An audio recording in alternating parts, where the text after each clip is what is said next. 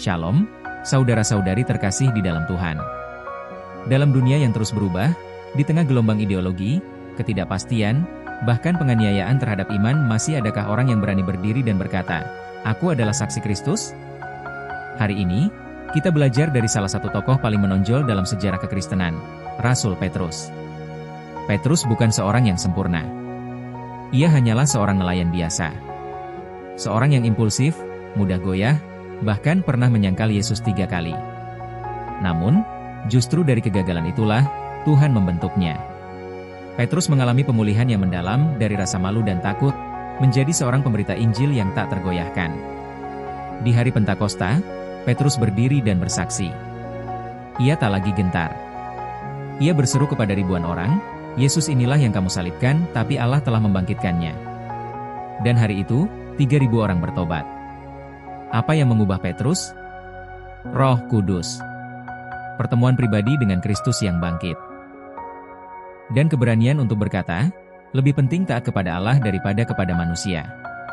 Petrus kemudian menghadapi banyak penderitaan. Ia dipenjara. Ia dianiaya. Namun, ia tidak pernah berhenti bersaksi. Ia tahu kebenaran harus disuarakan, meskipun berisiko. Karena terang itu tidak bisa disembunyikan.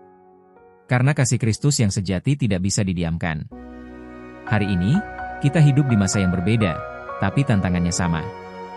Dunia masih gelap. Kebenaran masih ditolak.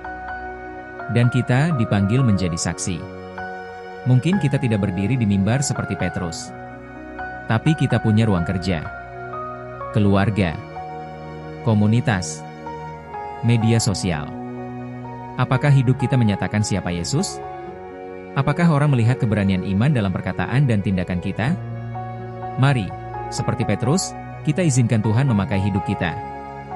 Bukan karena kita sempurna, tapi karena Dia yang hidup di dalam kita sempurna. Kristus memanggil kita bukan hanya untuk percaya, tapi untuk bersaksi.